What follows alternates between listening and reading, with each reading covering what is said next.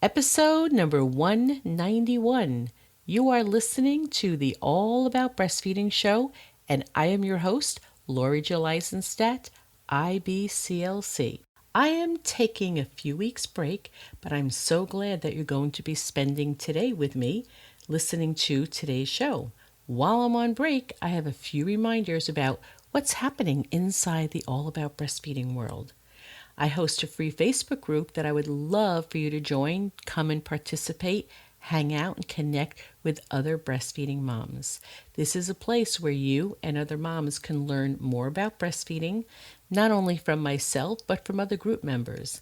I'm really proud to say that this group, the members, they're really a bunch of lovely women who are kind and they're generous. Our members are quick to respond to questions, and they're quick to jump in and lend some emotional support if that's what you need. I'm pretty much in the group every day to ensure that all the information shared is accurate, and also to chime in and answer a question when it may need more of a professional response. I would love for you to join our free Facebook group by searching for the 4 words, All About Breastfeeding Community. You want to make sure you put the word community in there, otherwise it brings you to the wrong group. You can also find out more about 2 other groups that are starting in August with All About Breastfeeding.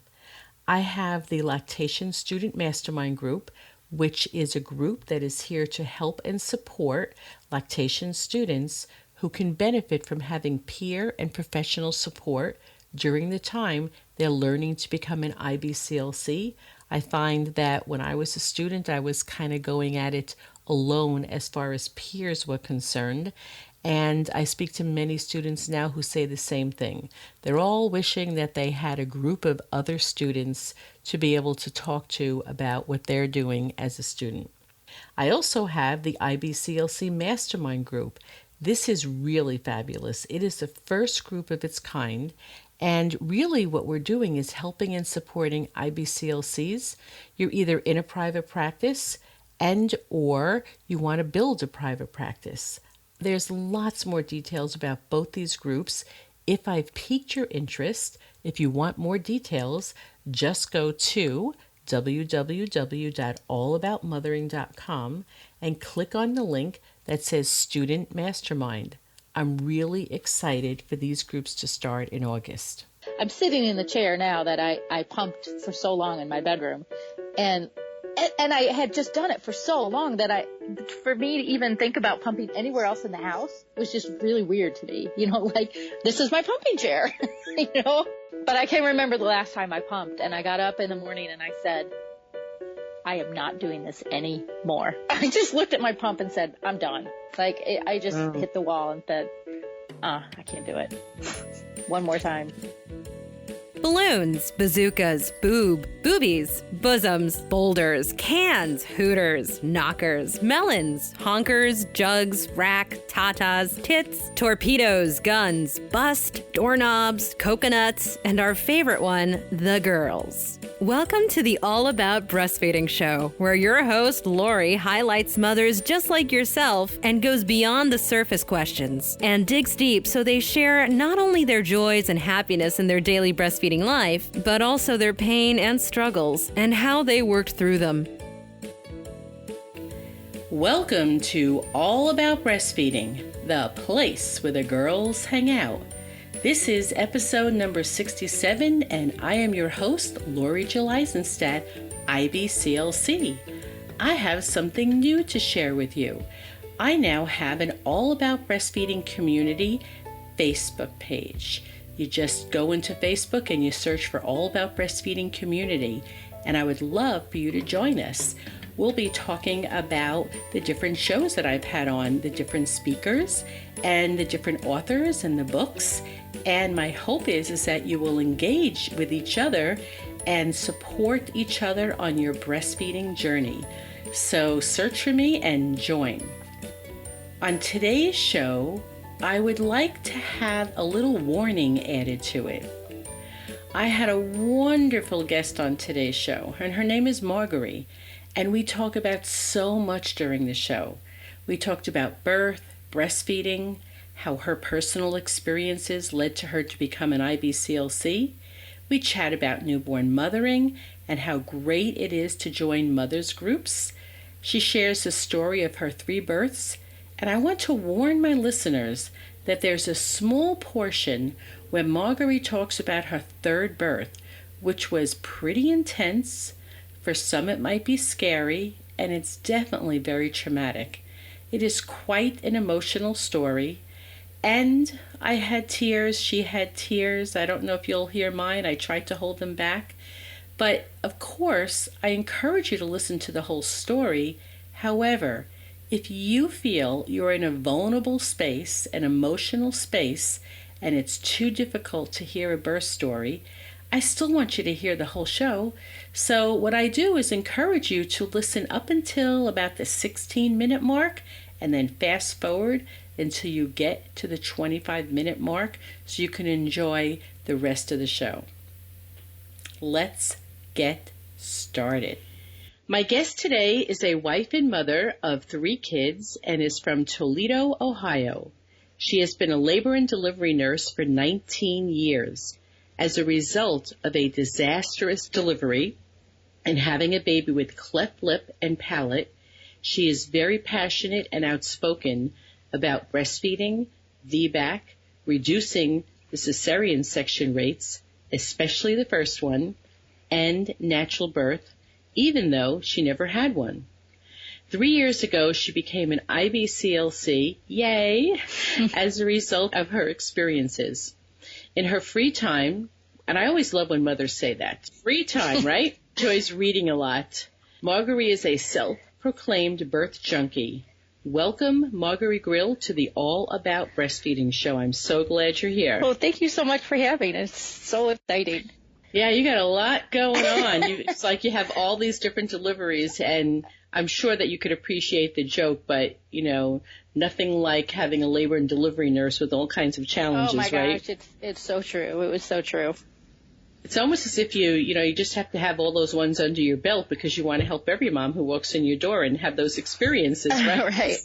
I wear many hats, so it's good. You wear many hats, yes. So we're going to talk a little bit about that.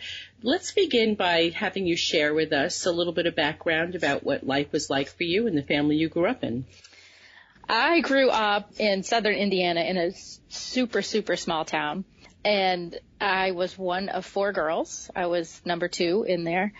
I pretty much had a great childhood. I mean, it was very typical. My mom stayed home. My dad works. It was great. It was a great childhood.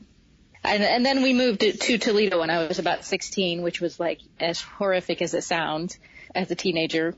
And I've been really here ever since. I did go away to school, but I've been here since. 16, so you had all your friends, all your people, yeah. And then you're stripped away from them. And the boyfriend, right? The boyfriend.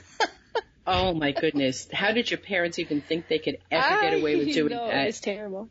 You probably have, I had diaries when I was a kid, but if you did have diaries, they were filled with all kinds of sordid details about that separation. Oh, the tears and the drama. It was something. The drama. Oh, yeah. And now you probably look back at, you feel for that girl, but you probably laugh too. Oh, gosh. Ridiculous. In the scheme of things, how inconsequential, but at the moment. Yeah, that's your whole world. So when you were young, were you thinking about becoming a nurse and better still working in labor and delivery? What were your aspirations, if you remember? I remember from a very young age that I always wanted to be a nurse. Now, I don't even know where that came from because we have really no medical people in my family. And so when I went to school, I went to a very small college, and it was kind of a liberal arts place. And so I did major in biology because I thought I'm going to do something in the medical field. And I considered going to med school, but it really wasn't the right fit for me. And then around my senior year, I decided, I want to be a midwife. So, which never actually happened. But so then I had to go to nursing school after that. So that's kind of how that all came about. I was a midwife wannabe. Yeah. I got about halfway done before it was just it was so overwhelming. I had moved and gotten married and had a baby all in 1 year, and I couldn't do it anymore. Yeah, there's lots of life experience that comes our way, maybe gets in the way, or maybe helps us along the way. But what did you say? A move and a baby? Yep. That alone in the same year Yep. is a lot. Yep. Yeah. So I know you have 3 beautiful children, Cooper, Sydney, and Harrison. And I really want to talk about your breastfeeding. And I know that you've had different kind of births, and I know the last birth was, in your words, pretty disastrous and epic. What I'd like to do is, let's see, maybe we can talk about your very first breastfeeding experience and the impact that had on you and your life, just because, you know, one day you're not pregnant, then you are, then you're pregnant, and then the next day you have a baby and you're breastfeeding. And I find for most of us, it's our whole world has been turned topsy-turvy. And most of it is good, but the topsy-turvy, overwhelmed, I don't know what I'm doing here, is pretty significant for most of us. So I'd like to talk about your first breastfeeding experience, and then I think there's a lot of learning to do with your third experience or your feelings about it. So are you okay to touch on both of those? Sure. And I can talk about all 3 because, I mean, the one in the middle is pretty good too. For your first one, I'd like to know when you were pregnant or at some point, what is it that you thought about breastfeeding and how did you plan for it, if at all? Interesting, because I was a labor and delivery nurse at that time, clearly. I just knew. I mean, that's what I was going to do, of course. And I also had these grand plans that I was just going to come waltzing in and have a baby. And it was going to be like, you know, I'm not going to come in until I'm 8 centimeters and, you know, blah, blah, blah. And, of course, that's not the way it happened at all. So I just always figured, you know, that was just going to happen. I was just going to breastfeed, and that's the end of it.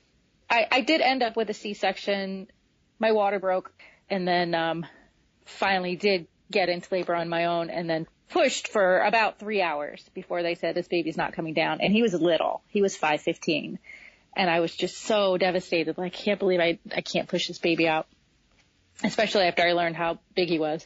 But as far as breastfeeding was, he was just in there like weird kind of. He just wasn't coming down. As far as breastfeeding, like right afterwards, I mean, and this was kind of before the whole skin to skin push. He was on my chest. I have pictures of it. I don't, you know, some parts of that I don't remember. It's been a while. I think he did really well from the beginning. And I remember having to pump just a little tiny bit in the hospital and giving some to him in a syringe. Now, I don't know where I came up with that idea, but that's what I did. I remember when I was home and my milk wasn't in yet, and he was kind of frantic. And so I did give him a bottle, and that held him over. And then the next morning, bam, my milk was in, and we were off. No other issues. He was something. That's great. It sounds like your milk came in pretty early and things went well, so I bet you your little baby bulked up pretty quickly. Yeah, you know, all my kids have been on the smaller side at birth, and they're still small, kind of not even on the curve. And they always have been, so it's not worrisome to me. Yeah, I mean, he did gain weight, and I remember taking him into work one day to weigh him because I don't know. And I don't even know why I did that, but I obviously was wondering. I wonder if he's gaining anything. But I remember going into work and getting him weighed and thinking, and weighing him after a feed, before and after a feed, and thinking, oh my gosh, I cannot believe he just got that much. It's crazy how many ounces they get at a feeding. It's fun to see, right? Yeah, it's amazing.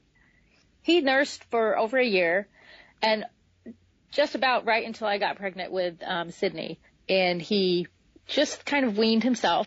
I just remember thinking, right after I figured out I was pregnant again, he didn't really want anything to do with it.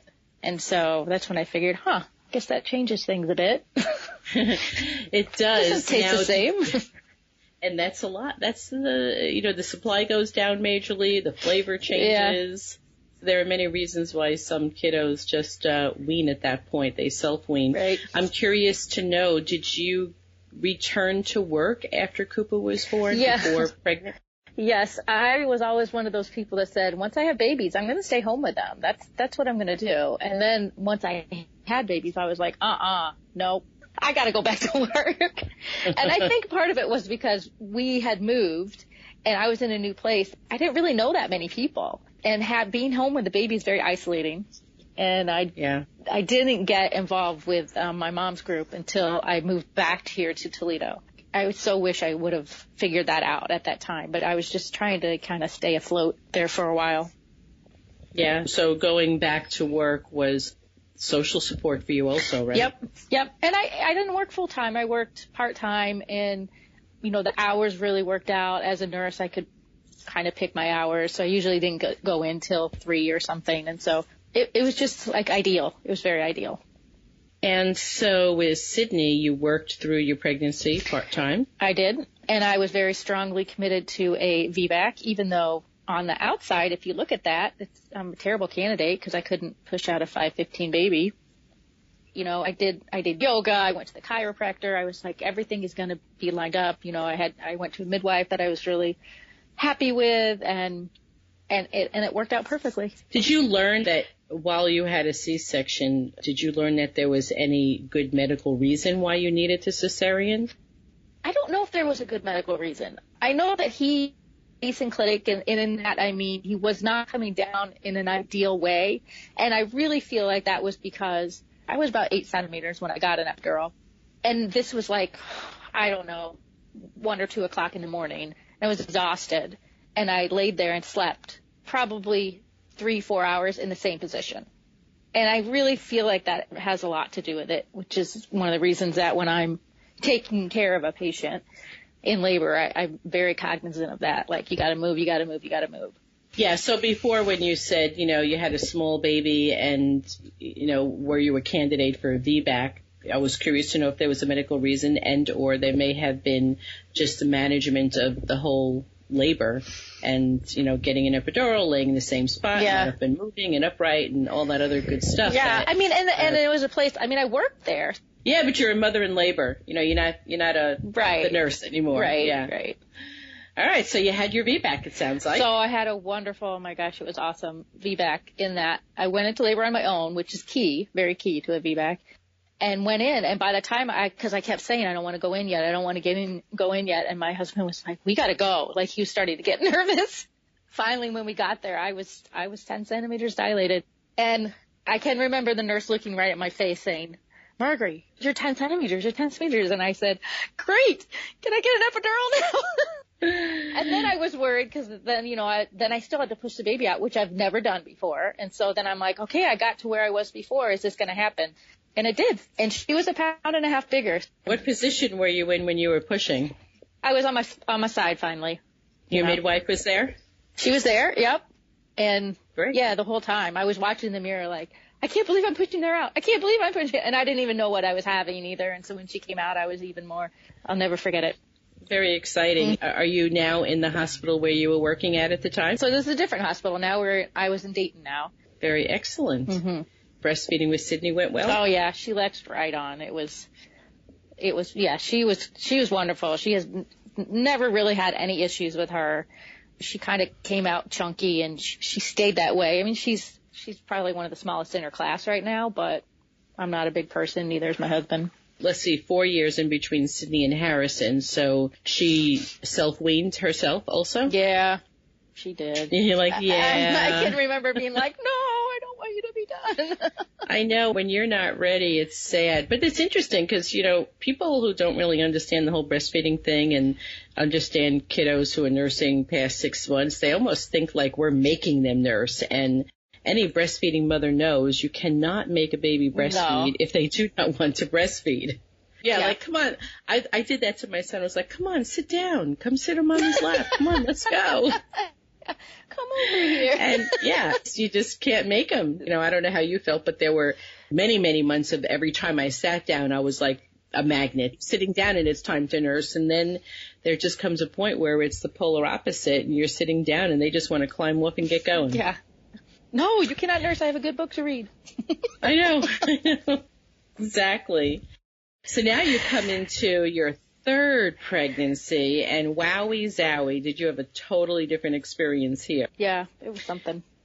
So tell me about your pregnancy. Was your pregnancy fairly normal? It was.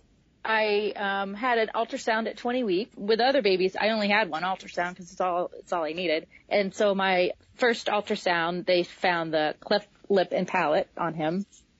I just, of course, just started crying and crying and crying. And my husband's just like, it's okay. We can, it's fixable. It's, and I know it's fixable, but I'm thinking I'm not going to be able to breastfeed a baby. And that is the only thing that's going through my mind. I'm not going to be able to breastfeed this baby, or it's going to be really hard. One of the reasons I love having babies is to breastfeed them, So I was like, I knew this was going to be my last baby.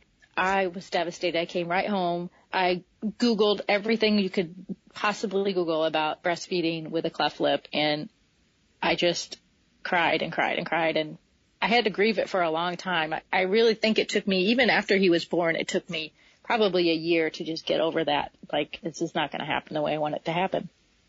And when did you have the ultrasound that revealed the cleft lip and palate? This was the first one. It was probably at 22 weeks. 22 weeks. Yeah, that's hard because you have, Yep. It just changes the course of your whole pregnancy mindset, doesn't it? Mm-hmm. Right. And, my plan was I'm going to have another VBAC. So I had something else to start, worrying about. Not worried, but I knew, of course, I could pump, and that was what I was going to do, but it's not the same. Clearly. So he was 36 weeks right on the nose, and when I started hemorrhaging at home, basically.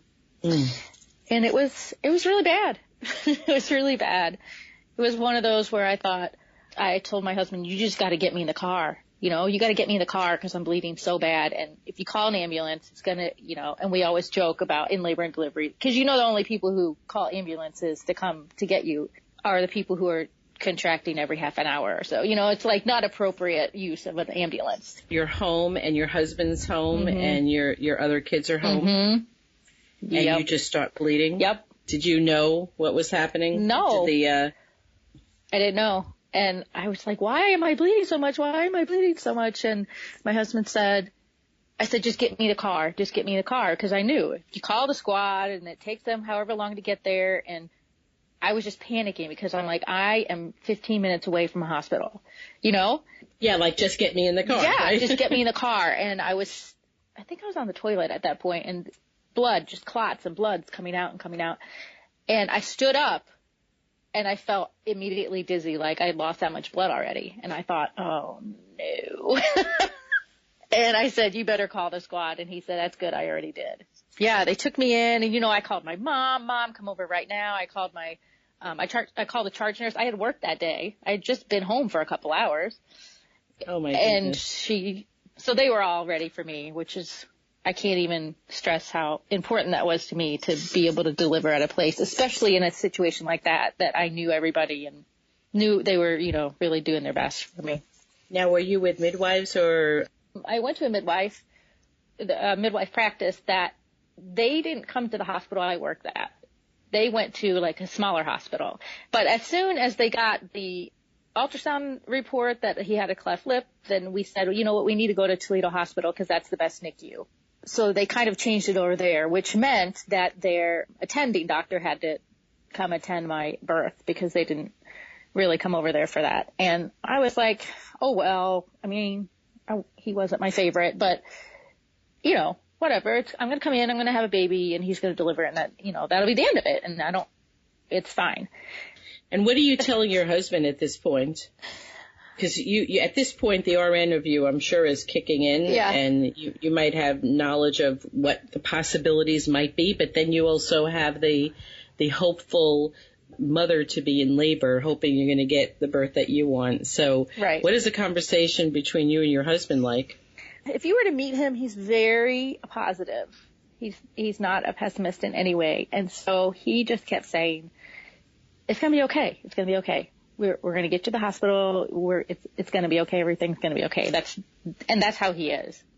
And in my mind, I'm screaming, I'm going to die.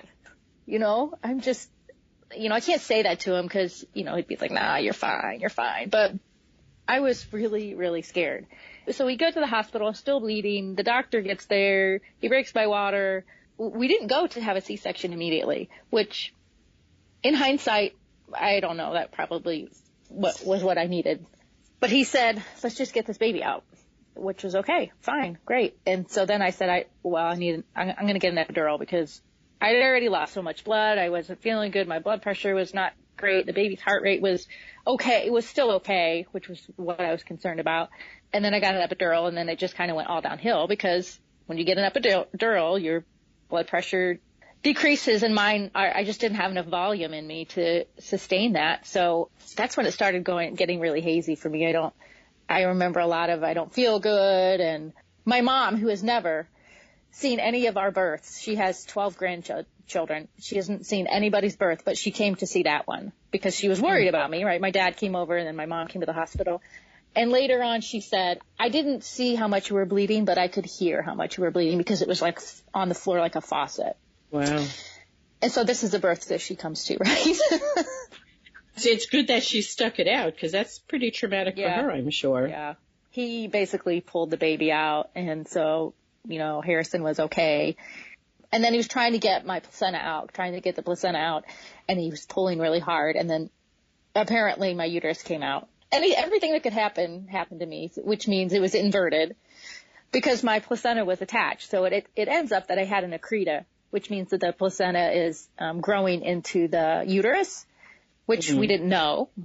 So it wouldn't come off. I'm just curious, the ultrasounds that you had, it didn't show that at all? No, it didn't. And I know the MFM docs, because after this had all gone down, they went back because they thought, oh, did we miss something? And they looked at my ultrasounds again and said, no, we couldn't see it. And I did ask them. They said it was about 50% of the time that you can tell on ultrasound. When I did a little more research into it, it looks like it's more like 80% that you can tell, but certainly not all the time. So yes, I was at a higher risk because I had had a C-section before. So he's manually removing your placenta and your uterus comes with it? Mm-hmm. And then at that point, they said, we got to go back to the OR. And I was like, are you like present in the room? Because everything is so traumatic and blood loss, and you were able to pay attention. I kept saying, I don't feel good. I kept kind of like blanking out when they said we're going to go to the OR. And this is like, I was at the hospital probably 3 hours before he was born, which seems forever to me looking back on it. When they took me out of the room, I just looked at my husband and said, take care of my babies. He said, you're going to be fine, he says. And then they took me to the OR and tried a couple things that we usually do, tried to stop the bleeding. That didn't work. And finally the doctor said, I really want you to see your son grow up. So I need to take your uterus. Okay. Okay. He said those words? He said those words? Yeah. Were you feeling like you were going to die? I never had the feeling like, oh my God, I'm going to die, but I felt really bad. And the way that people were scrambling and, the anesthesiologist was yelling, we have to get her blood. So many things that happened, but I'm an O negative blood type. Plus I have a lot of antibodies. My blood had to be really screened to be able to use it, to have it used on me.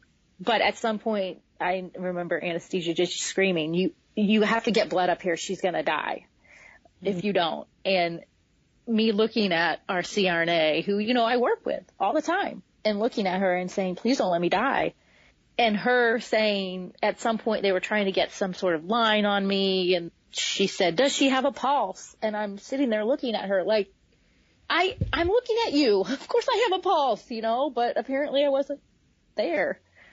So, yeah, it's pretty surreal. Yeah, very traumatic. And you remember this. You remember a lot of details. I remember a lot of details. I was crying. I was looking about people in the room, and one of my nurse friends, can you just hold my hand, please? Right, yeah. It was bad. And then I woke up in the ICU, and there I was, intubated for 2 more days. So it ended up I had, I don't remember how much blood they gave me, a lot of blood and platelets, and it was bad. But, first thing I did when I woke up, I said, did they take my ovaries? I don't know why you were so concerned about that, and I need to pump. It's basically one of the first things I said. Did they take my ovaries and I need to pump? It's amazing what our mind does, isn't it? Like, this is so important, and I made them bring me a pump, or I made them help me pump. I mean, I had a tube down my throat every 3 hours, and it'd wake me up. And I know they didn't want to. who wants to wake up somebody who's just been through all that to pump? Well, hello, You haven't met me. Hello, you haven't met me. Right. That's not sure you know me, but you need to bring me my pump. And oh, Margery, that's so funny. I mean, in a very stressful, traumatic birth, I'm hoping you're okay with me laughing about certain things. You just have to laugh, right? They were probably like, this mom does not need to pump. We need to take care of her. Yeah, that's what they were thinking. I know it was. Yeah. And to me, that was like, that's my one thing. Because he was in the NICU, I couldn't even see him. It was like the worst thing. Yeah, I pumped, and luckily, a lot of people don't know. I don't think I knew that if you have a huge blood loss like that, you are at risk for not producing milk. Major high risk, Yep, yes. Yep. And so I didn't know that, and I think I'm glad I didn't, because I would have really freaked out more than I did. I started producing pretty much right away. Eventually, they brought him to me. From the NICU, they brought him to me. I have pictures. Those are the first pictures I have of me with all these tubes and lines and holding my baby. It was just bliss. And, I was just pumping and pumping and pumping. And I got out of the ICU. I went to see him. I put him to breast, of course, right? Because that's what I do. And he started nursing. But I think it was my milk was in, and he didn't have to do anything. It was just coming into his mouth. Yeah, like any other baby that mommies have what I call bursting boobs. Yeah. You just put a little pressure on there. Yeah, and so then I was all excited, like, oh, he did it. He didn't really. He did. Well, he did, He but was there. Yeah, so. How many days old was he until you first were able to see him and hold him? I think they brought him to me his second day, and then the next day I was transferred to a regular floor, to our postpartum floor, and then I could go see him. You had a little bit of home court advantage in that if you breastfed before, you made milk before, it's like your body has this memory of what it did and what it's supposed to do. And so you may have been in a better position having birthed and breastfed twice before with regards to the volume of milk that you were able to make in relationship to the blood loss that you had. Sometimes, though, all the statistics we have, it's like, okay, that's what the statistics are, but I'm flowing with milk. That's so right. Who cares? Right. Yeah. And of course, it's not 100% of the time, but. So tell me, at that time, did you have lactation consultants in the hospital or a physician in the hospital that was knowledgeable about babies with clefts and breastfeeding? I don't think so. I know that when I went up to the NICU and I said, I want to nurse him, do you have any pointers for me or whatever? And they said, let me get somebody. They brought in another NICU nurse who was like, okay, get your breast out. And I was like, oh, no. I've done this twice before. I want to know specifically about, and she was like, oh, I don't know. Like, nobody had. She was just going to tell you what you already knew to do. Yeah. Put him skin to skin, see, and I was like, no, I got that. I wanted more specific information, and I feel like I probably should have sought that out more. I don't know if I just had it in my mind that he's not going to do it and that's it, or I don't know. I don't remember. During your pregnancy, when you had the ultrasounds at that time, were you given was it very broad information or was it specific information as to the degree of the clefts and when you might expect to be able to have surgery for him? Yes, that was one thing. Like, really, you can't know completely until he's actually born. But there was palate involvement. It wasn't a huge amount of palate involvement, but it was, and it wasn't like super wide. So, and it was only unilateral. So there were 3 things there that made it a little better. And then I did have a consult with the plastic surgeon before he was even born. The guy who does most of the plastic surgery for cleft lips in our area, and he runs a cleft clinic, and he's really fantastic. So he kind of gave me here's what to expect, and that was really helpful too. So your plan in going in with feeding your baby, you went in with the mindset that you were going to be pumping and bottle feeding. I was hoping that, from what I read, like if he could create a seal, that he would be able to breastfeed. And then that just, we didn't get off to a good start. We were separated.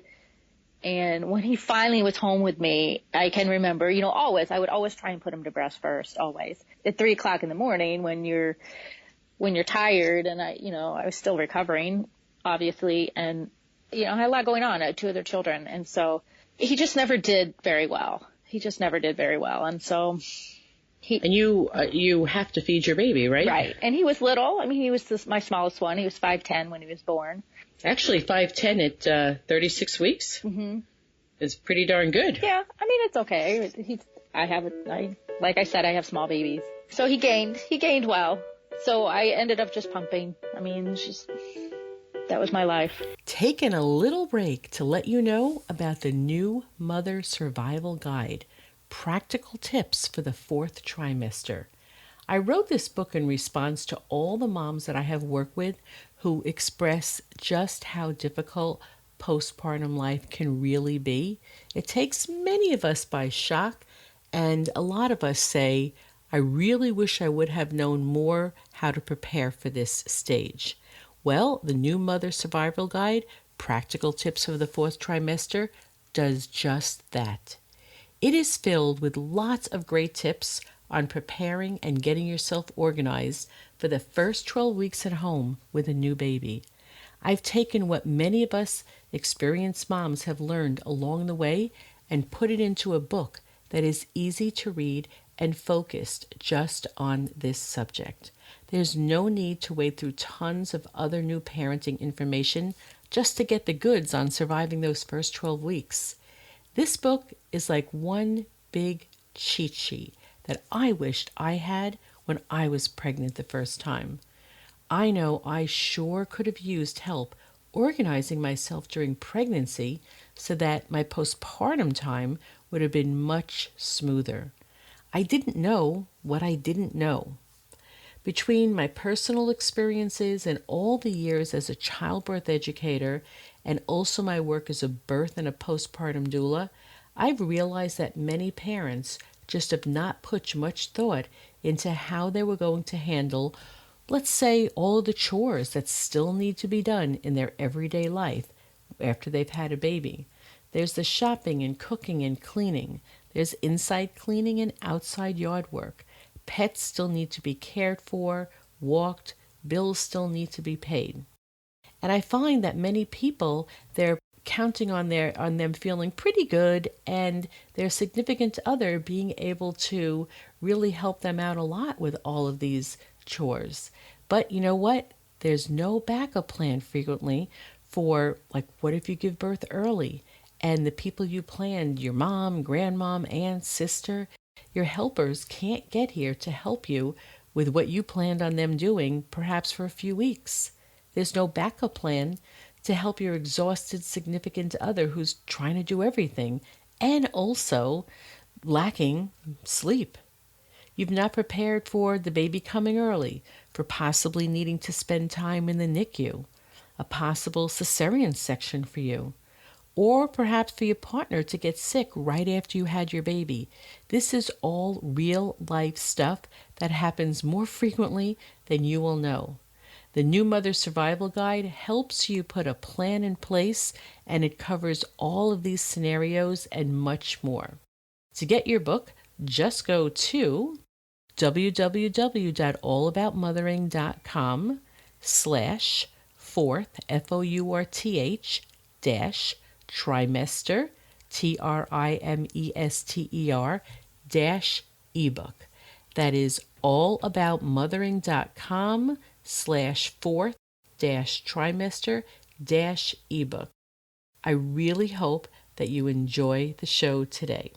All right, let's get back to the show with our guest, Margery Grill. So tell me about the pumping. What kind of pump did you use, and what was your routine like in the very early days? So he was born in March, and I still had, Sydney was still at home with me. And so I rented a hospital grade pump for the first month. I never had problems with milk supply before, so I didn't really think it would be a problem. I just wanted to really make sure I got a good supply going. So I rented for the first month, probably didn't need to do that, but I did. And then after that, I just used my regular, like Medela, whatever I had. I pumped for close to a year, I pumped. Was there a point when you were able to back off of the frequency of the pumping? Yes. There was a while that I got up in the middle of the night and did it, and probably did that for close to a month, I would think.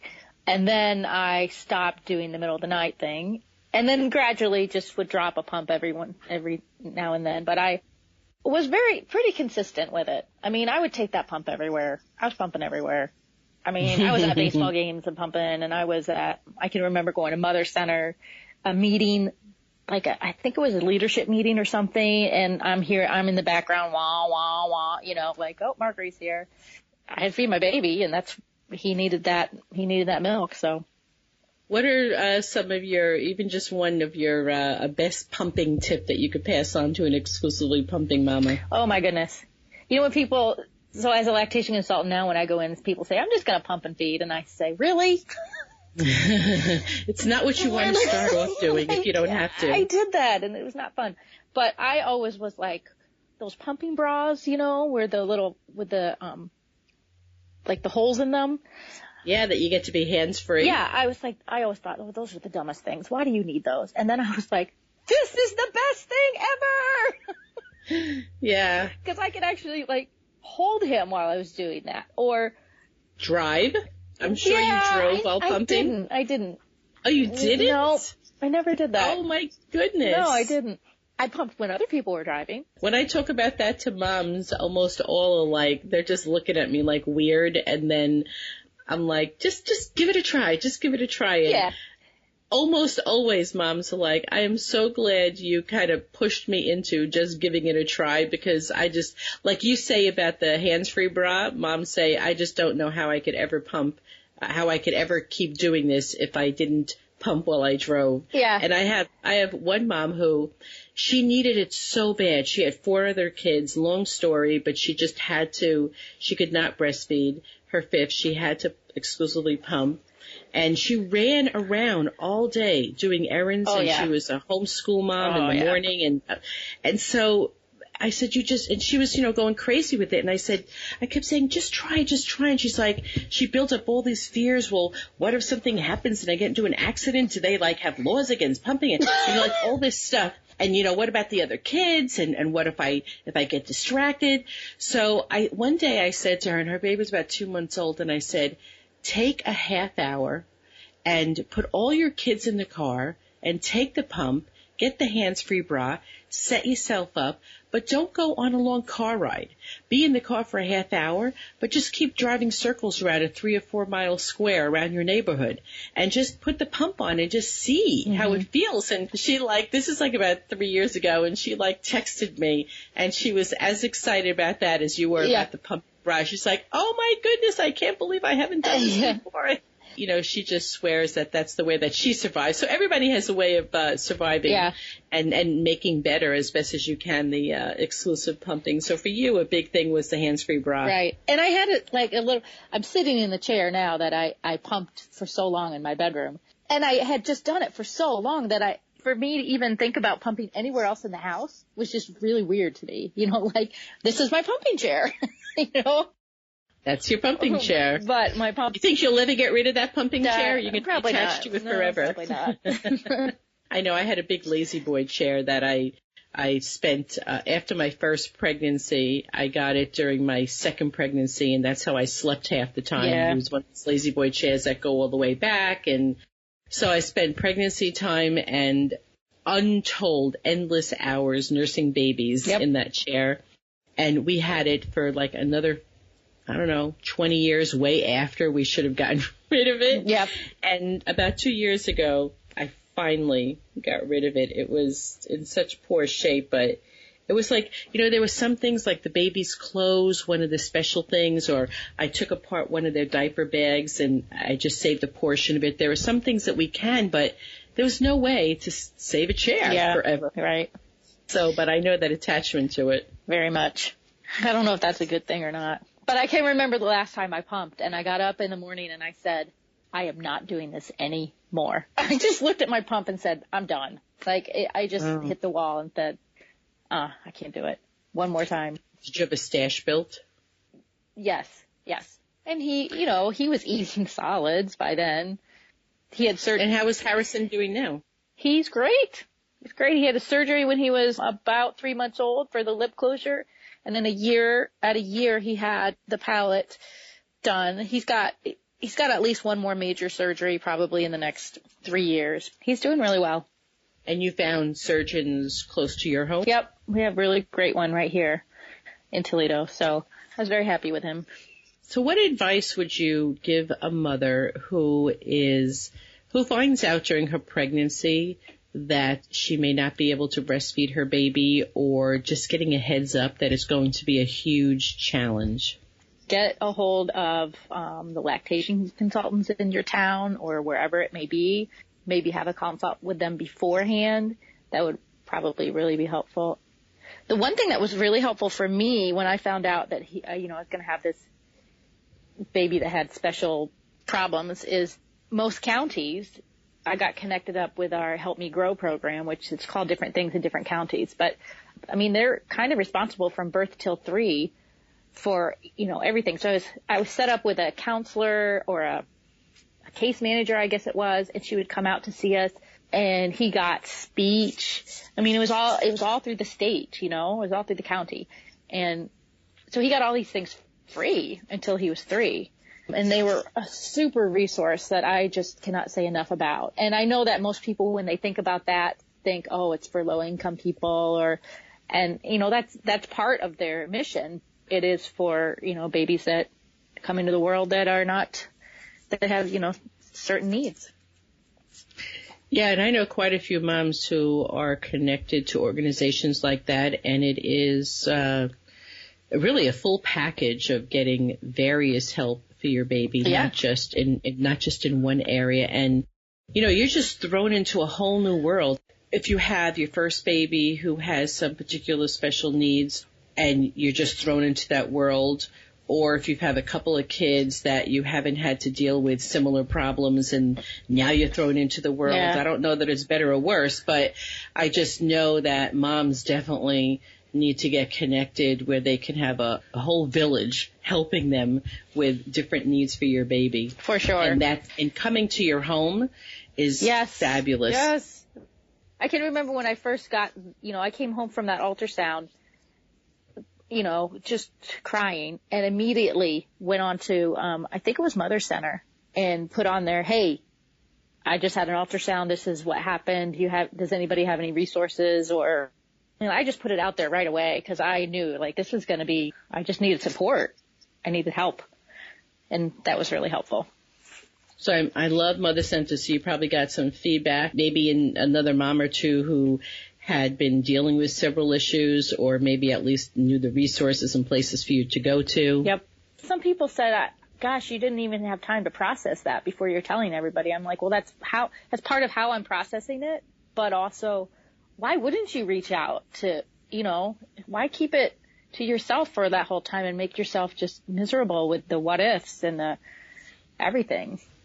Because we're all built differently. Yeah, I know. And you're right. I mean, that was a perfect answer. You said, well, that's how I am processing it. And the person who asked you that question may have been the type of person who needs to sit and think and contemplate and cry and scream and then start coming through the other side before they start talking about it. Right. Well, I did that too. I did it all at once. How wonderful. Everybody, all my listeners, all of our breastfeeding listeners know that I love Mother Center Momentum. And I sponsor them here on the podcast, and we have an offer for a 14-day trial. They'll hear the little blurb about it. And so I'm really glad that you were connected with Mother Center at this point in your life, too. I just cannot say enough about it. I certainly don't go to meetings like I used to. But when we moved to Toledo, and I had 2 little babies, I remember going to a preschool thing and saying, there was a girl there sitting at my table. It was a fundraiser, and she said something about her mom's group. And, my antenna was like, bing!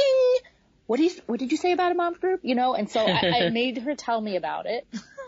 And then I went the next week, and I was there and I can remember times I would just come in, and I had 2 little kids, and I would come in and I would drop them off at the little child care, and I'd come in to the mom's part, and I would sit down in my seat and I would just cry. Cause I just, I was so overwhelmed. And you knew you could do it there. You also said something that was fun. You're like, she said something about her mom's group, and you made her tell you more. Yeah, I did. I was like, what is this? Tell me what? And I think she was a little hesitant. I don't know why. I think it was just the person she was, but yeah. But yeah, I mean, some people, I think they look at me cross-eyed too, and I'm like, oh my goodness, like the reason I was a sane mother is because of Mother Center. Oh, so they saved my sanity, right? So true. I mean, that was the one thing I could look forward to. You know, I know every Thursday I'm going there, and we're going, and yeah, and to be able to put your stuff, you know, just put the kids in a childcare, walk to the next room or wherever it was, and then put your stuff down and then just unload and cry and not have people think you're crazy and run. Yeah, right. And several times after that, when people, you know, like later years, somebody would come in and they would just, you know, start crying when they were talking to me, and I would, you know, I know, you know. I don't even know need to say anything to you. I know. For a while, my goal became, well, try not to cry along with them, too, right? Or try not to cry every time you go there.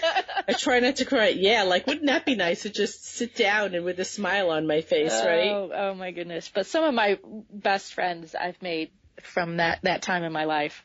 And one of them is Kate Finisky, who shared your information and introduced me to you. So thank you, Kate. Yeah, our boys, Harrison and her little boy are in a music class together. So that's kind of when we started talking about, hey, I'd had this new podcast I was listening to, and again, you know, my antenna, bing, and I immediately went and downloaded the episodes and listened to them. So great. So I'd also like to hear just a little bit about being a labor and delivery nurse, but also your experiences with breastfeeding. At some point, you got turned on to breastfeeding so much that you decided to become an IBCLC. Yeah, I was kind of thinking about it for a while, and I didn't realize how strongly, I mean, I do feel strongly about it, but I didn't realize how strongly ingrained it was in me.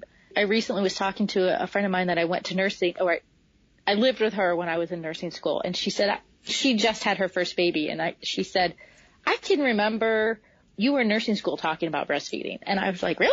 I don't remember that. That probably raised a flag for her, like this woman's talking about breastfeeding. She doesn't even have a baby. She's not pregnant.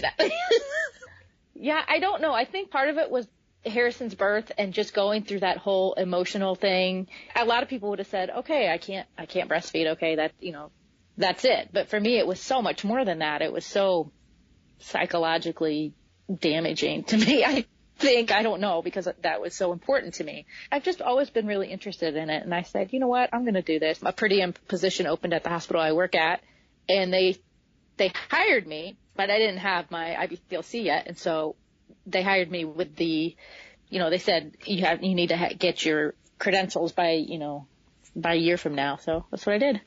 What a fabulous opportunity. If you've been around other IBCLCs, frequently we struggle with trying to figure out how to get all the education, the clinical experience, and then the next thing is, how do we get someone to hire me? Right. Things happen in the right time, at the right place, and you just happen to be where you need to be. And so now you work part-time as an RN on the floor and part-time as a lactation consultant? I'm still pretty with lactation, but they're pretty flexible. We have a really, really great group. And I'm known, on the labor delivery floor as the breastfeeding crazy person, basically. Yeah, of course you're going to breastfeed, and of course you're going to do this. And if they have a problem with you're on their speed dial. Yep. Or if I'm there and it's not even my patient, can you come in and help me? And so you enjoy your job? I do. That's great. I like both jobs. Tell me one thing about lactation consultant in the hospital that you find most challenging. I find I'm frequently frustrated because the education is lacking, and so people don't understand how it works, basically. They don't understand that you have to put your baby to breast often to have a good milk supply. So we see these moms in the hospital, and so they're there 2 days, and then they go home with their baby. Sometimes at 24 hours, they're not really nursing well yet. A lot of times you work with them over and over and over. And then, the next day you come in and say, yeah, I've decided I'm going to bottle feed. It's very frustrating. Yeah, that's a big downer, right? Yeah. Because you put so much into it, and you frequently know that their situation is not incredibly challenging. They're still new at it. And isn't there a part of you that's like, oh, if I had, just a few more days with you, we could really get this solid, right? That, and, but, they're going home to who knows what a lot of times. And a lot of times, a lot of women feel like, oh, I should do it because that's what I'm supposed to do. So I feel like if you go into it like that, you're unlikely to be successful. Just like anything else, it's like if you're going to school because there have been 3 lawyers in your family and your heart isn't in it, but that's what you're doing, you're not going to be a good lawyer, you're not going to be a happy lawyer, or maybe you're just going to drop out after your first semester. Yeah. Because it's not what your heart wants you to. There's less women that are doing it just because they think they should.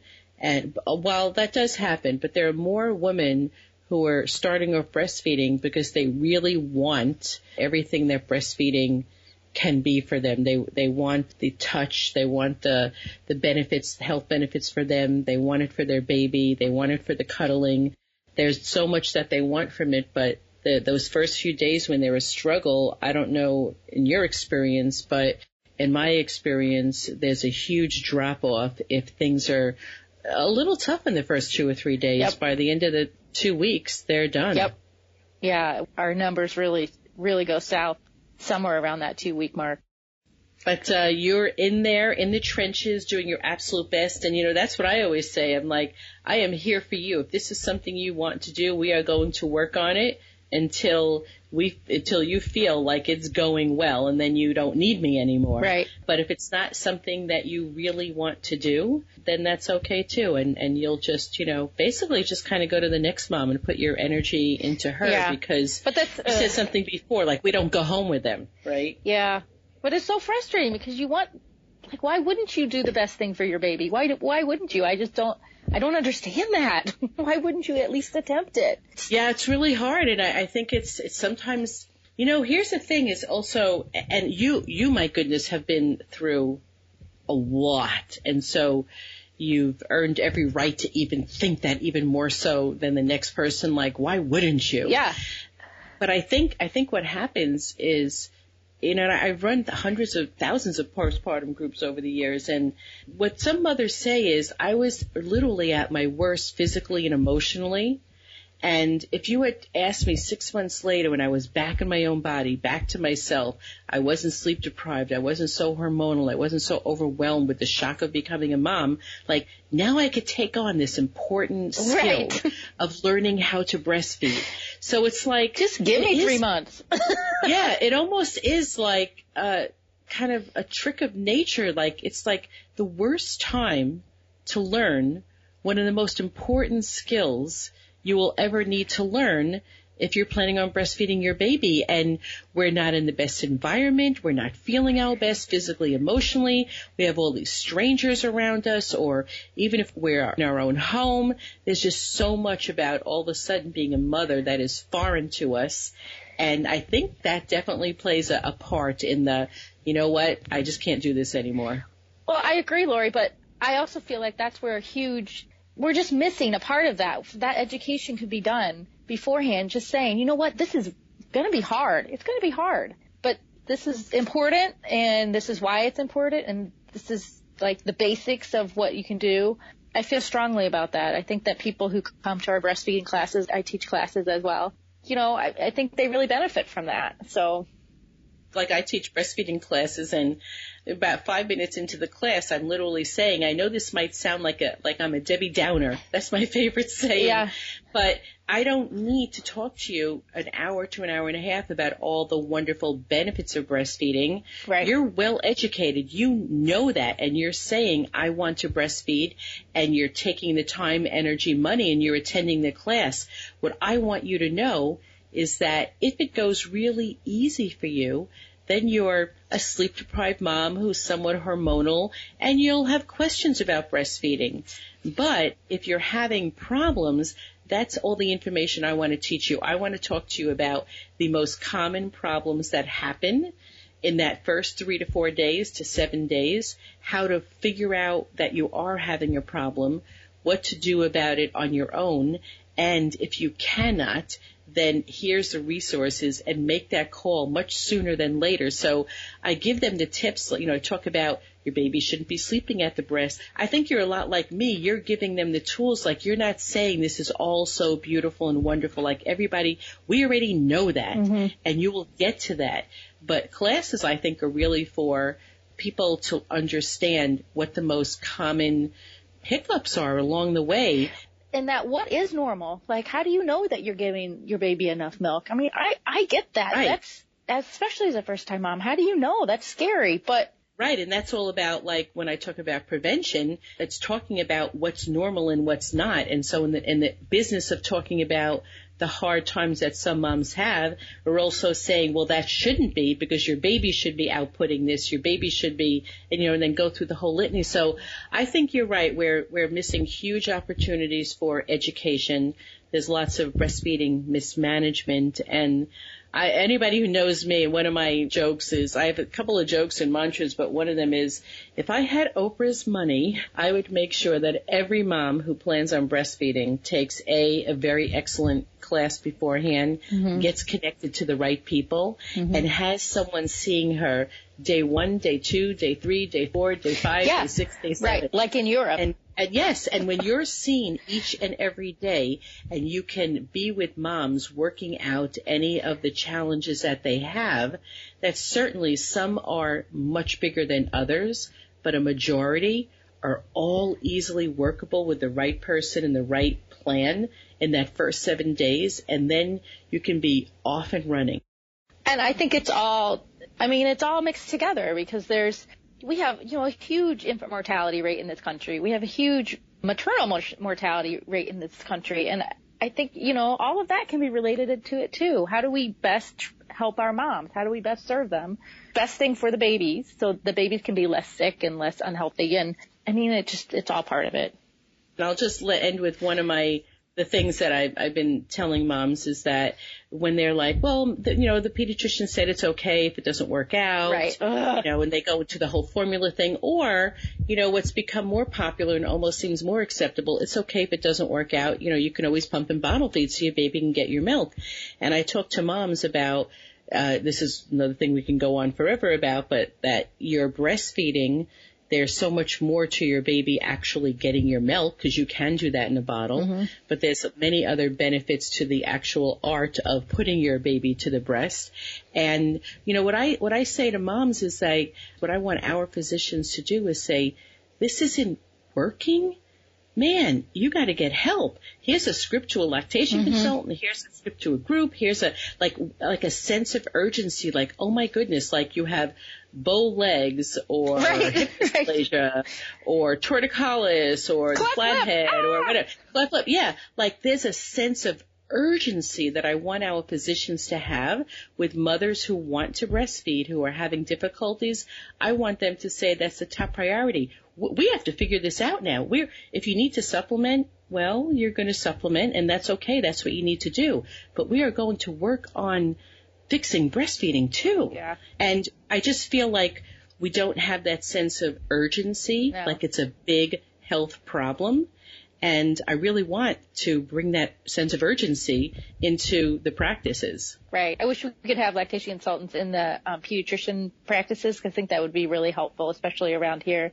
Our pediatricians are not, some of them are all right, but the ones that come to the hospital, a lot, we've gone round and round with a lot of things with low blood sugars, and we're trying to address that, and it's a big challenge.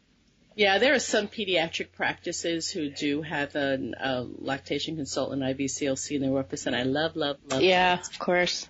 When we're done here, all my listeners will hear me talk a little bit about some of the things that I offer to help them with breastfeeding classes and such. And what I really want you to do is to just send me any information that you have about resources that you have for around the country or in the town that you work with. And that would be great for my listeners to have. I can put that in the show notes. So I don't know if I have much, but we'll see. Well, you never know. Even the resource that you had for Harrison about getting connected with the home care, you never know what people know and who will need what you have. We're all about education, and we have a huge opportunity to educate with this podcast. So that's what I'm all about. Yep, it's important. Find your resources and find your people. Margery, if anybody wanted to connect with you on either Facebook or an email, do you have a way that they can contact you? You can email me, margery31@gmail.com. I'm on Facebook. You can search my name. Most of my Facebook stuff is ranting about one thing or another. What I love about it is people can decide to just click along, go away, get rid of it or whatever. It's easy for them to make that choice. Thank you so much, Margery. We got into a lot of good stuff, got a little bit of a tangent later on in the podcast, but I think it's good for people to hear two lactation consultants talking about the biz. Yep, it's important. And our challenges. All right, thank you so much. Have a wonderful day. Okay, thanks so much. Okay, there we go, all about breastfeeding, people. I hope you enjoyed the show. If Margery's breastfeeding experience resonates with you, feel free to connect with her on her Facebook page and let her know how you feel and ask her any questions that you have. I know she can be a huge help for anyone who has really wanted to breastfeed but realized that it was just not going to be possible for them. I also wanted to make a note in that Margery talked about renting a hospital-grade electric pump and then switched to her personal pump a short time later. She did not have any problems building a good supply, and she even stored a lot extra. While this worked well for her, I just wanted to jump in here to state that this is not usually the case. Most women who are using a pump for exclusive pumping purposes to replace all feedings at the breast, most women will need to use a hospital-grade pump to establish and maintain a good supply for their baby. I talk more about this in detail about hospital-grade pumps in episode number 64. Also, another reminder to go on Facebook, search for All About Breastfeeding Community, and join our new group where we're going to talk about a lot of stuff that happens on the show. And my hope is that you will feel comfortable enough in a non-judgmental space to share your breastfeeding story. I really want to hear your stories. I want to hear your struggles and what you're celebrating, how many months you've been breastfeeding, anything else that you want to talk about breastfeeding. The group is really meant for emotional support from mom to mom. Hope to see you there.